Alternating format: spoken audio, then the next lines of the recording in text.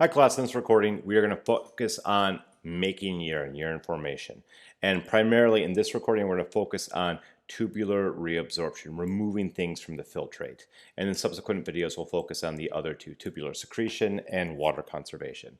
As we look at urine formation, to make urine we need to take filtrate that was produced in the glomerulus, so this glomerular capsule or renal corpuscle, where we filtered out filtrate from the blood plasma. We need to process that filtrate and ultimately convert it to urine at the end. And this processing occurs throughout the renal tubule network. So we have the proximal convoluted tubule, the nephron loop, distal convoluted tubule, and the collecting duct. And this filtrate is going to be continually modified throughout. We are going to pull things out of the filtrate and add it back to the blood. We'll have tubular reabsorption.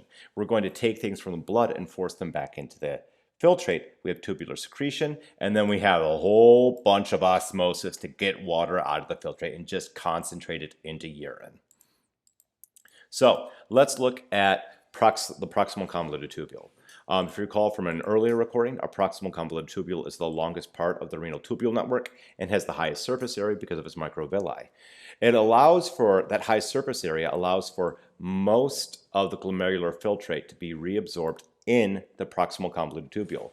Our proximal convoluted tubule is also going to reabsorb remove some very specific substances from the blood and secrete them with tubular secretion back into the filtrate. So mostly we're going to be pulling things out of the filtrate with the proximal convoluted tubule, but we'll add a couple things to the filtrate as well. Just to review and refresh again, we have a lot of microvilli and length that give us that great surface area. The ATP that we need for this to happen is because of the abundant concentrations of mitochondria within that simple cuboidal epithelium. So as we look at just the proximal convoluted tubules alone, that's about 6% of our basal metabolic rates, or BMRs. We burn a lot of calories with just those cells of those little tubes. And this process of taking something from the filtrate and putting it back into the blood, just to repeat myself, I know I'm a broken record, is called tubular reabsorption, when we go from the filtrate to the blood. So as we're looking at this process of tubular reabsorption, there's two ways we can do it. We can do it through the cell or between the cells. Going through the cells is called the transcellular route, where we go through the cytoplasm of the cells of the proximal convoluted tubules. Well, the substances will enter on the apical side of the cell with the microvilli and then exit on the basement membrane side where the cuboidal cell is flattened out next to a blood capillary. We also have the paracellular route, where a substance will go in between the cells of the proximal convoluted tubule.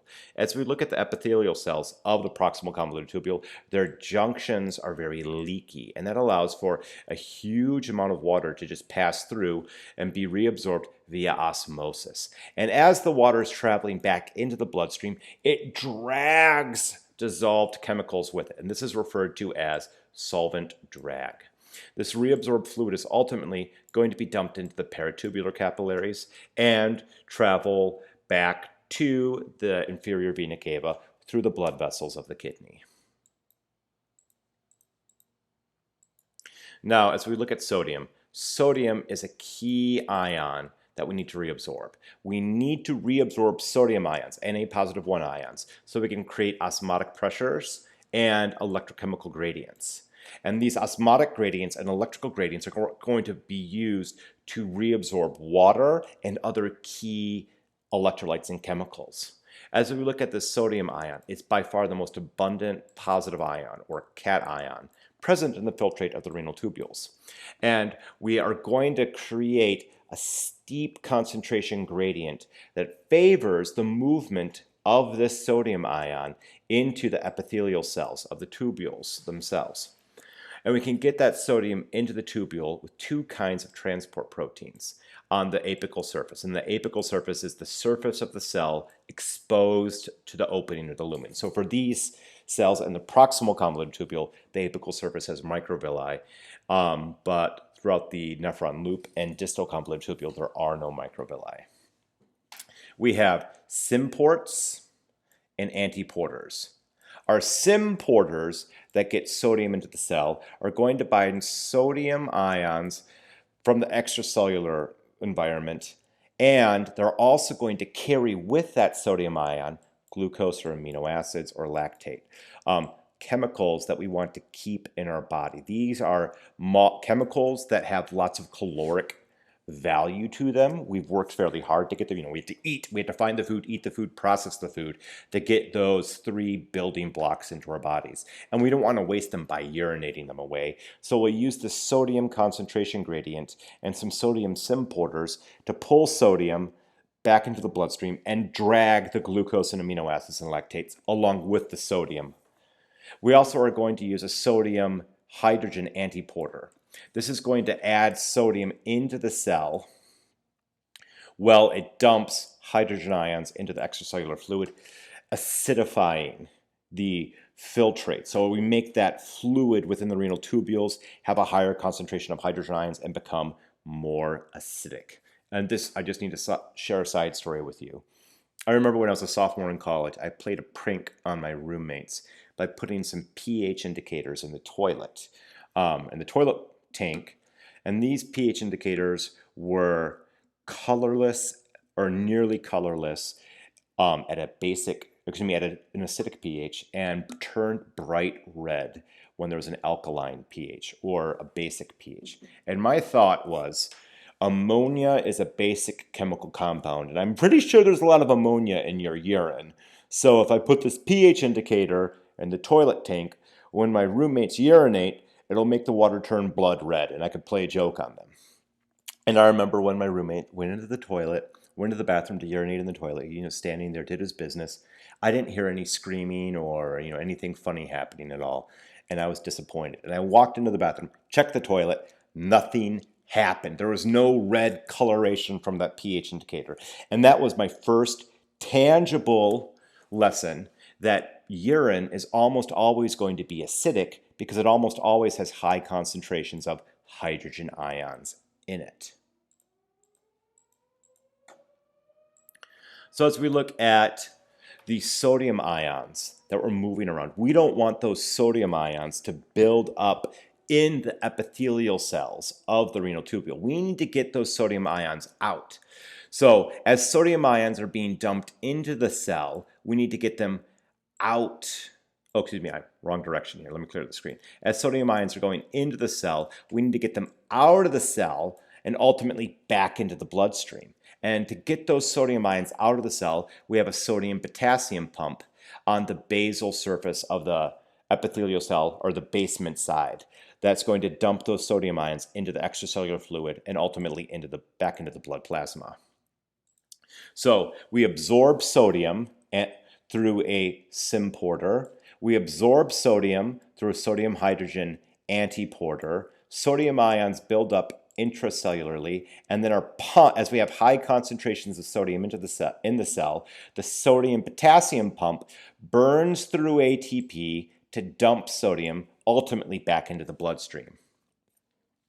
As we look at these symporters, so the sodium glucose transporter, which is an example of that symporter, is a secondary active transporter. It doesn't consume ATP directly. Instead, it relies on the sodium-potassium pump, which does use up ATP directly to make a sodium ion gradient. And because the sodium-potassium pump burns up ATP directly, it's an example of a primary active transporter. And this, the primary active versus secondary active, this is a review from A&P 1, but A&P 1 was a long time ago at this point, so it's nice to have a little bit of a refresher. We also are going to have a chloride shift. We need to move some chloride ions around. So we have chloride ions in the filtrate. And with an antiporter, we can pull negative chloride ions into the epithelial cell. But because we're adding a -1 ion, we need to remove an anion. So for every -1 ion we add, we are going to remove a -1 anion. And this is going to allow for us to help preserve overall membrane voltage as we're moving these ions around, or the electrochemical gradient across the membrane. And as we have more and more chloride building up in the cell because of the antiporter, we need to lower the concentration of chloride in the cell. And to do that, we have a potassium chloride symporter. Our sodium-potassium pump is constantly pulling potassium into the cell. So now we have high concentrations of potassium in the cell, plus high concentrations of chloride in the cell, and then the potassium chloride symporter will dump them both into the extracellular fluid at the same time. Ultimately, from the extracellular fluid, they go back into the blood. We also have lots of other ions that we need to get potentially reabsorbed from the filtrate. And these are primarily going to be sucked back up into the bloodstream through solvent drag. So we have these big gaps in between the epithelial cells. Water just diffuses via osmosis through those gaps. And as lots and lots of water goes through the gap, we're going to reabsorb via solvent drag all of those chemical compounds. And this allows for us to get a lot of things back into our bloodstream that we need for our overall well-being. We need those minerals and electrolytes in our blood. We should also emphasize that phosphate can be co-transported into our cells with sodium ions. So in addition to the sodium glucose co-transporter or transporter, we also can have a sodium phosphate symport mechanism as well.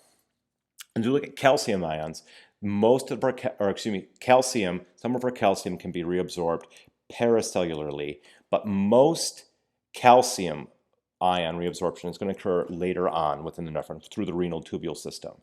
As we look at glucose, we have a lot of glucose being co-transported with that sodium glucose transporter system.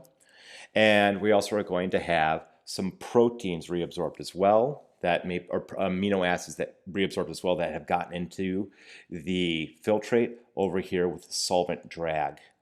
We typically are going to reabsorb all glucose from our filtrate and get it back into our blood because we don't want sugar in the urine. Sugary urine is a great way to have a urinary tract infection or bacterial growth in our urine.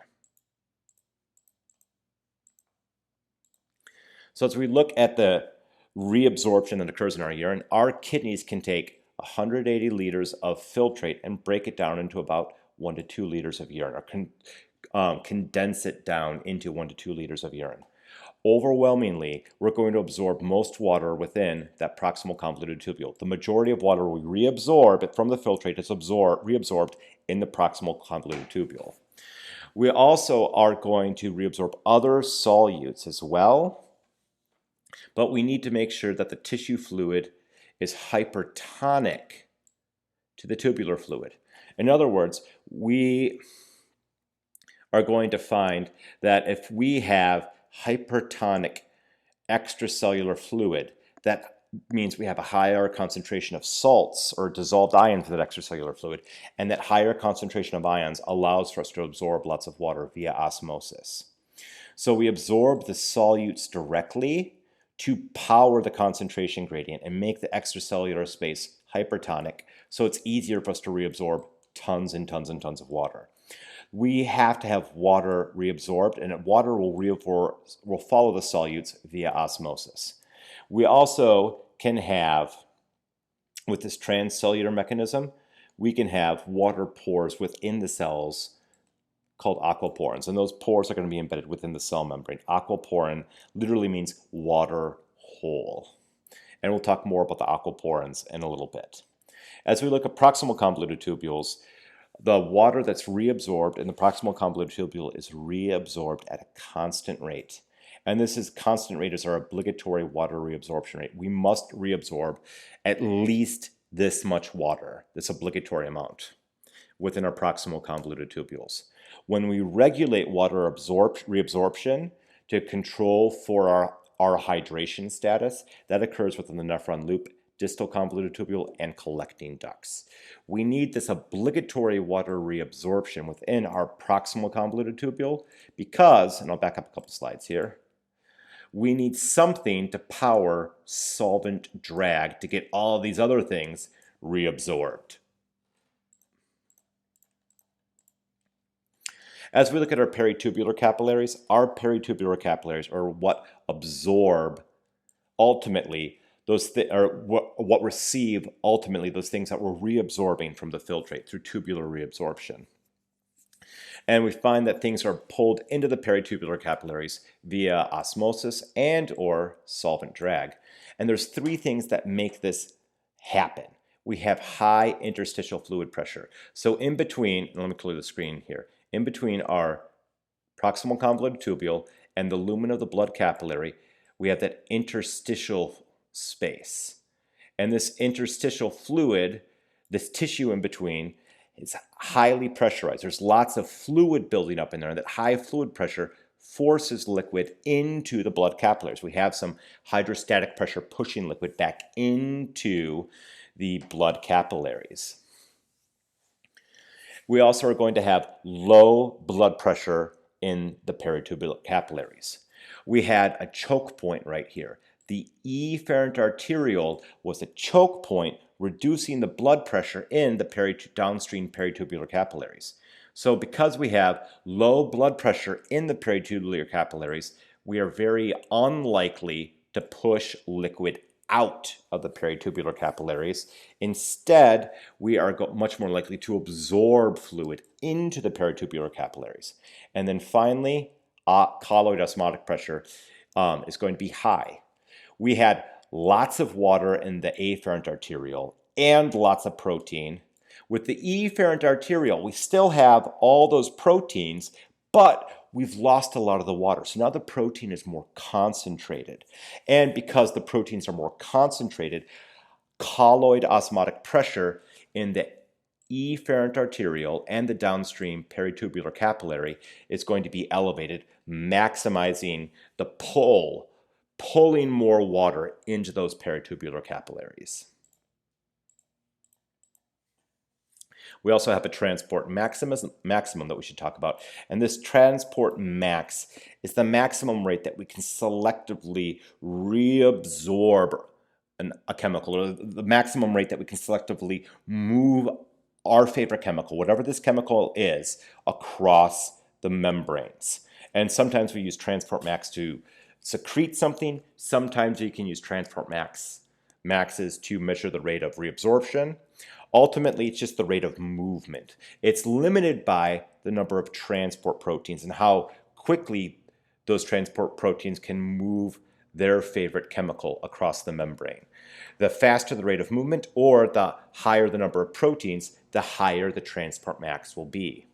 When every transporter protein is busy moving your chemical or saturated, we are now at transport max.